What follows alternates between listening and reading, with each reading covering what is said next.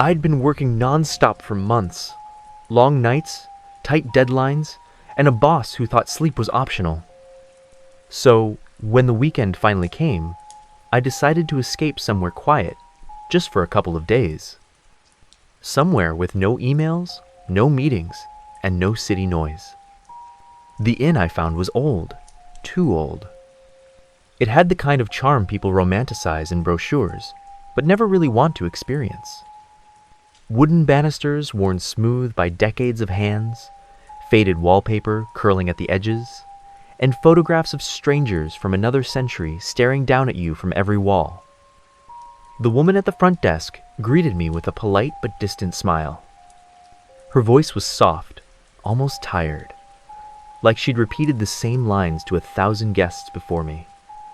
She handed me an actual brass key and said, "You'll be in room 212, second floor." The hallway was long and dim. Each step made the floor creak like it was complaining. When I opened my door, a cold draft brushed my skin. The room was small but clean. An antique bed, a wooden chair, a heavy dresser, and a bathroom with a rusted mirror framed in tarnished brass. That mirror caught my eye immediately. Its glass was slightly warped, foggy around the edges, like it had seen things it couldn't forget. But I was exhausted. I unpacked, took a shower, and went straight to bed. That first night was peaceful enough. I slept like a rock. But the next morning, while brushing my teeth, I noticed something strange. The mirror's lower edge had faint scratches, thin, uneven marks, like someone had dragged their fingernails across the surface. I leaned in, squinting. They looked almost like letters, but I couldn't make out what they said. Probably just wear and tear from years of cleaning, I thought, and left it at that. The second night, things changed. When I returned to my room after a long day of walking, the air felt heavier. The kind of pressure you feel before a thunderstorm. I showered, wiped the fog from the mirror, and froze. The scratches were clearer now. They looked deliberate. Crooked, jagged lines, forming shapes that almost spelled something. Something that looked like an L, and maybe an E. I laughed it off, pretending it didn't bother me. Still, as I turned off the lights, I couldn't shake the feeling that the mirror was watching me. Sometime after midnight, I woke to a sound, a faint scratching, like nails on glass. I sat up. The room was dark except for the weak moonlight spilling through the curtains. The sound was coming from the bathroom. I grabbed my phone, turned on the flashlight, and stepped closer. The sound stopped the instant my light hit the door. My reflection stared back at me from the darkness beyond. Everything was still. Then I saw it. The scratches had deepened, freshly cut, like someone had been working on them just moments ago. The letters were now legible, scrawled in trembling strokes across the mirror's surface. L-E-A-V-E, leave. My stomach dropped. I backed away, staring at the mirror, trying to convince myself that it had to be some weird trick of light, or maybe I'd missed it before. But deep down, I knew the marks hadn't been there that clearly. I didn't sleep that night. The next morning, I went straight to the front desk and told the woman about the mirror. She didn't look surprised. "That mirror's been in that room for decades," she said quietly. "No one's touched it in years. Don't worry, nobody goes into your room when you're out." There was something about the way she said it, flat, practiced, that made my skin crawl. I went back upstairs, determined to pack and leave. But when I opened the door, my heart nearly stopped. The walls? The wallpaper had long scratches now, thin but unmistakable, stretching toward the bathroom like something had crawled its way across the room, toward the mirror. Every line pointed to it. I fumbled for my suitcase, hands shaking, when the lights began to flicker. Once, twice, then they went out completely. I was swallowed by darkness. My phone slipped from my hand, the light cutting out as it hit the floor. Then came a sound, a slow, rasping laugh. Low, broken, almost human. It came from the bathroom. From the mirror, I picked up my phone, turned on the light, and pointed it toward the sound. The mirror glared back at me, and new words had appeared beneath the first. D-O-N-T. Don't. The two messages overlapped. Leave and don't, etched into the glass like a desperate argument. The laughter turned into a whisper, but I couldn't understand the words. My knees nearly buckled. I bolted for the door, yanked it open, and ran down the hallway barefoot, not daring to look back. The woman at the front desk barely looked up as I begged for checkout. She nodded, printed the receipt, and said in the same soft, tired tone, "You're not the first to leave in a hurry. That room used to belong to a man who stayed here years ago. He lost everything, his family, his job. He wouldn't leave, no matter how long he went without paying. Said the mirror was talking to him. They found him dead in there eventually. Some say he still doesn't want anyone else leaving either." I left without another word. When I got home, I told myself it was all exhaustion. Stress, hallucinations, nothing more. But sometimes, when I walk past a mirror, I think I see faint scratches in the glass letters forming, just for a second, before they fade again. And once, I swear I heard it whisper, "Don't leave."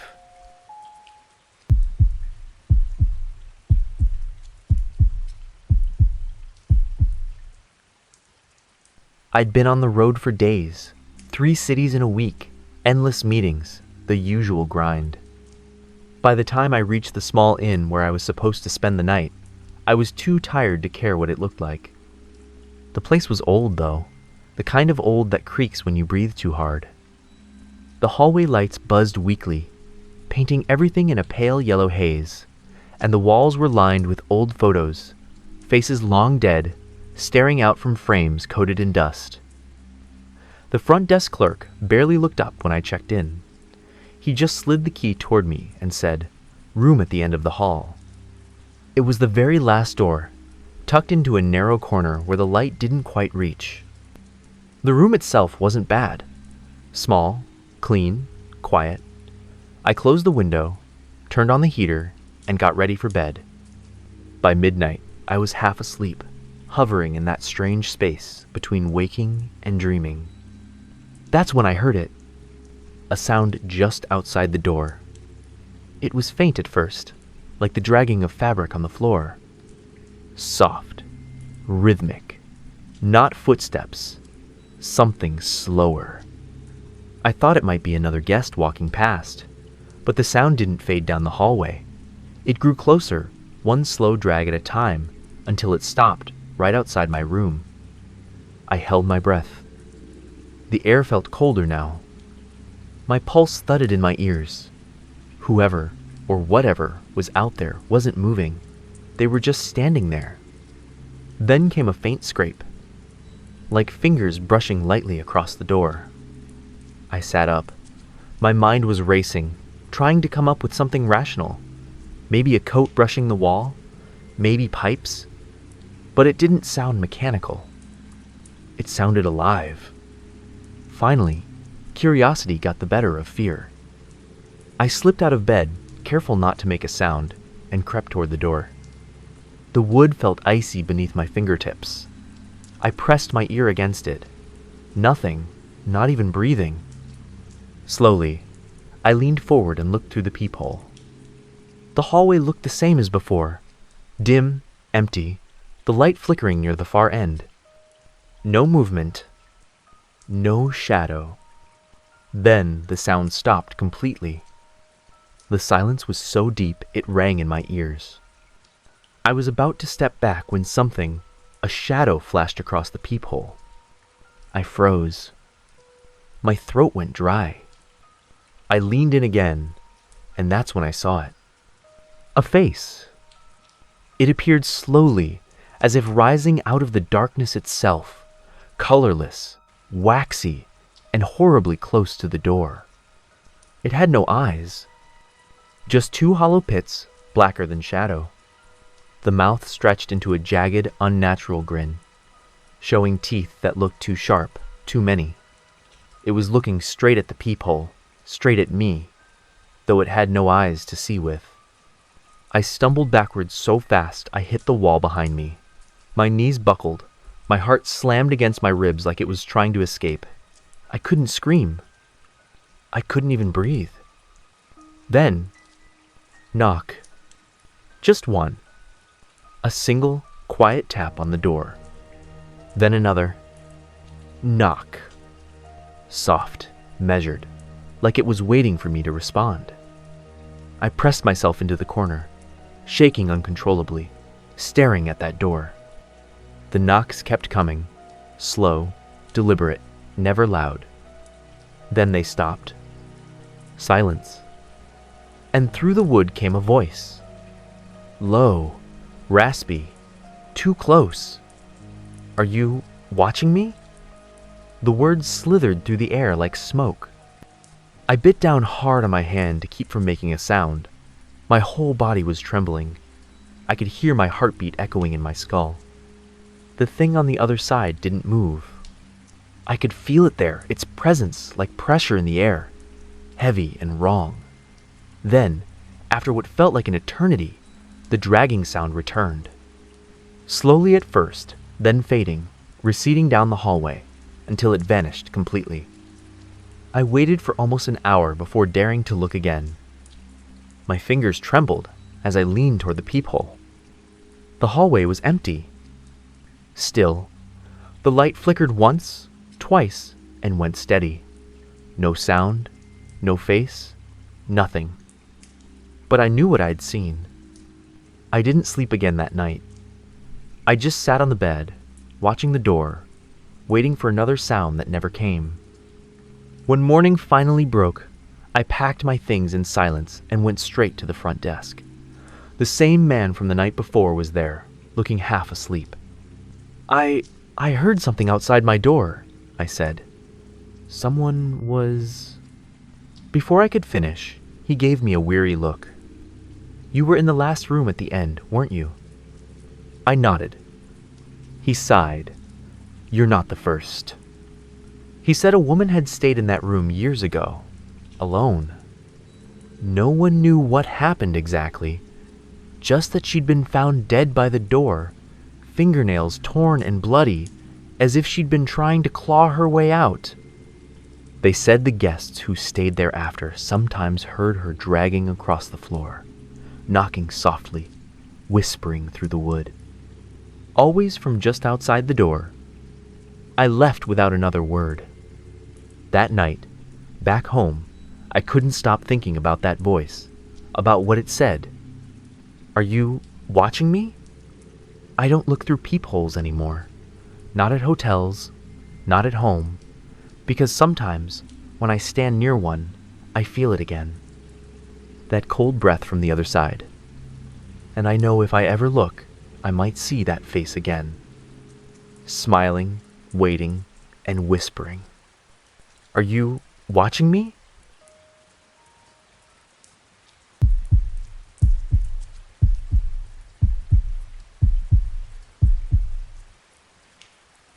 I travel a lot for work, and I've stayed in more hotels than I can count. Cheap ones, fancy ones, even those that look like they haven't seen a renovation since the 1950s. This place was one of those. Peeling wallpaper, crooked picture frames, a faint smell of damp carpet that clung to everything. But it was close to the office, cheap, and I only needed it for a week. My room was small but tidy. The furniture was old, real wood, not the fake veneer kind, and the bedside lamp flickered every few minutes. It gave the room this soft amber glow that made everything feel older than it was. The kind of light that belonged in black and white photos. The first night was uneventful. The bed was firm, the heater groaned like an old dog, and I slept well enough. But the second night, just as I was drifting off, I heard it. A faint ringing. It wasn't a cell phone or an alarm clock. It was softer, duller, like the chime of an old rotary telephone buried under a blanket. The sound came from somewhere inside the room, then faded into silence. I sat up, blinking into the dark. The only light came from the street lamp outside my window, a thin orange stripe across the wall. There was no phone in the room. I checked. Nothing but the lamp, my suitcase, and the nightstand. I told myself it must have been the TV next door or the pipes creaking. But the next night, the ringing came again. This time, it was closer. I could hear it clearly, 3 short rings, then a pause, like someone waiting for me to answer. I turned on the light. The sound stopped instantly. I listened for the arguing couple next door I'd heard earlier, but now there was nothing. No voices, no footsteps, no hum of a TV through the wall. Just silence. Over the next few nights, it kept happening. Always late, around midnight or just after. The ringing would drift through the hallway, moving closer, as if someone was carrying a phone from room to room. Sometimes it stopped outside my door. Other times, it echoed faintly, like it came from inside the walls themselves. Each time I got up to check, it vanished. By the 5th night, I'd had enough. When the ringing started again, sharp and clear. I grabbed my phone, switched on the flashlight, and threw open the door. The hallway was empty. The flickering lights painted long shadows down the corridor. The sound had stopped, but my ears still buzzed with its echo. Then, faintly, from somewhere near the stairwell, I heard it again, one short ring, muffled and distant. I followed it. The farther I went, the colder it got. The air grew damp, heavy, as though I'd stepped into a basement instead of a hallway. The ringing came once more louder this time, sharp enough to make me flinch. I reached the stairwell and stopped. It was dark, too dark. The single bulb above me flickered once and went out. Then the ringing started again, shrill, insistent, echoing up the stairwell from the blackness below. It wasn't just sound anymore. It vibrated, through the railing, through the floor, into my bones. And then it stopped. For a moment, there was only my breathing and the faint hum of the dying light. I turned to go back to my room, and the ringing exploded around me. It came from everywhere, from the walls, from behind the doors, from right above my head. Each ring was louder, distorted, like metal scraping against metal. I covered my ears and ran, the sound chasing me down the hallway until I slammed my door shut behind me. The instant the lock clicked, the ringing stopped. I stood there, back pressed against the door, chest heaving. My shirt clung to me with cold sweat.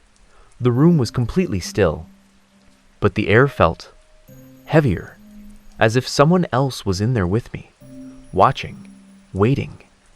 I didn't sleep at all. The next morning, I stumbled downstairs, pale and half awake, and asked the front desk clerk if anyone else had heard a phone ringing during the night. The man behind the counter looked up slowly, his face unreadable. "Sir," he said, "you're the only guest on that floor this week." I just stared at him. "No, that's impossible. I heard people arguing next door.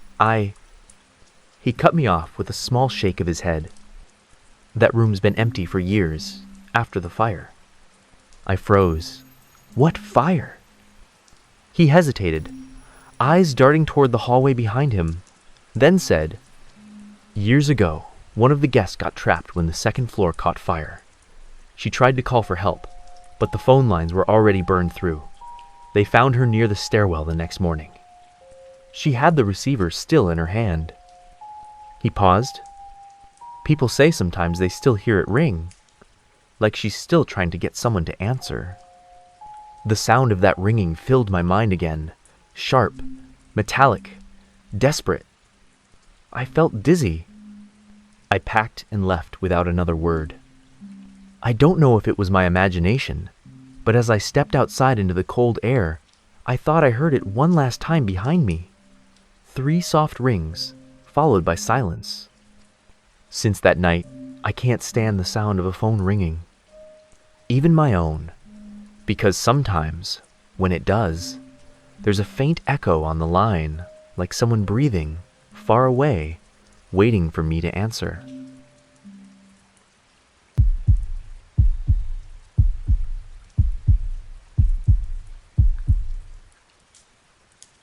I've worked at the Ashgrove Lodge, a fading hotel off Highway 50 near Carson City, for just over 3 years. It's not glamorous, never was, but it's steady work. Every day I clean rooms, change sheets, scrub bathrooms, and empty bins. It's repetitive but safe, until I got assigned to that room. Room 502. It sits at the very end of the top floor corridor, where the carpet always smells faintly of mildew no matter how many times we steam it. The first time I opened the door, I remember thinking it looked exactly like every other room. Queen bed, beige curtains, wood dresser, a window staring out at the parking lot. But there was something wrong with the air inside. It wasn't just cold, it was dead. I started with the usual routine.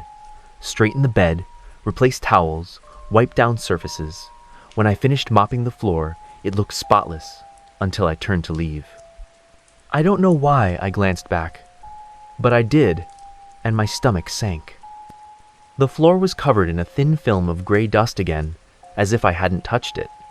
I thought maybe the air vent was clogged, or the broom kicked something up. I sighed and cleaned it again. The next morning, my manager told me to go back to 502. Just needs a quick once-over, he said. When I unlocked the door, the room looked lived in, rumpled sheets, pillow indents, footprints on the floor.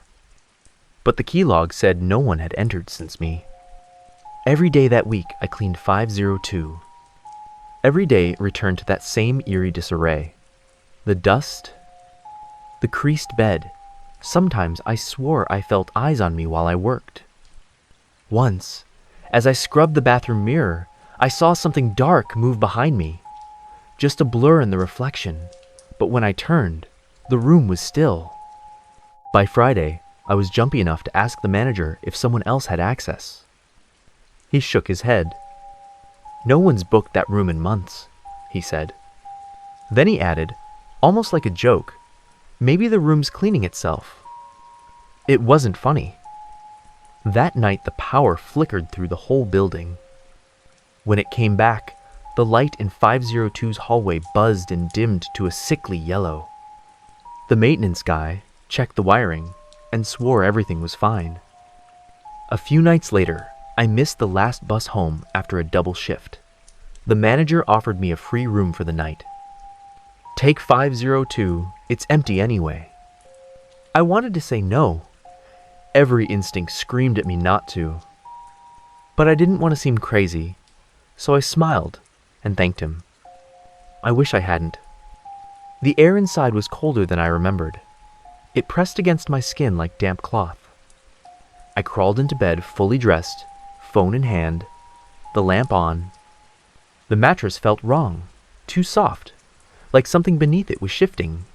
I told myself it was just old springs. At some point, exhaustion won. I half slept until a faint sound pulled me awake. Footsteps. Soft, slow, inside the room. I sat up. The light was still on, but the corners of the room looked darker, thicker. The footsteps stopped. I could feel eyes on me again, that same frozen stare I'd felt all week. Hello? My voice cracked in the stillness. Nothing. Only the faint hum of the light bulb and my heart pounding like I'd swallowed a hammer. I raised my phone, turned on the flashlight, and swept it across the room. The beam hit nothing but empty furniture and shadows that didn't want to move. Then my phone buzzed in my hand. A notification. Housekeeping system. Room 502. Cleaning completed. I froze. That message only appears after I log a finished room in the hotel's app. But I hadn't touched the system tonight. Before I could think, I switched to camera mode and aimed it around the room. The image stuttered, blurred, and then it caught something. A figure. In the corner, by the dresser. Head down. Hands clasped in front of her. Wearing the same uniform as mine. The same one the cleaning staff wears. The moment I gasped, the camera flickered to static, and my phone died in my hand. I didn't even grab my bag. I bolted. The hallway lights pulsed as I ran, my shoes slapping against the carpet that suddenly felt too soft, too deep, like something was trying to hold me there. I didn't stop until I reached the front desk. The night clerk blinked at me like I'd just climbed out of a fire. I must have looked it. I sat in the lobby until morning, shaking, pretending to scroll through my dead phone. When daylight finally came, I forced myself to go back for my things. The room was a disaster again. Dust, wrinkled sheets, the faint indentation of a body on the bed. My cleaning cart sat by the door, untouched. That day, I quit. It wasn't until weeks later, over coffee with another housekeeper, that I learned what happened in that room years ago. A young maid had been working the late shift when she accidentally locked herself in during a winter storm. The power failed. She froze to death before morning. Her name was Lydia Grant. She'd been cleaning room 502. No one ever told me, but every cleaner who stayed long enough knows 502 never stays clean. Every morning, the dust comes back. The sheets wrinkle themselves. And if you stay too long, you might start hearing the sounds of someone finishing their shift. I still dream about her sometimes. Always standing in that same corner, head bowed, waiting for me to clock out so she can finish what she started.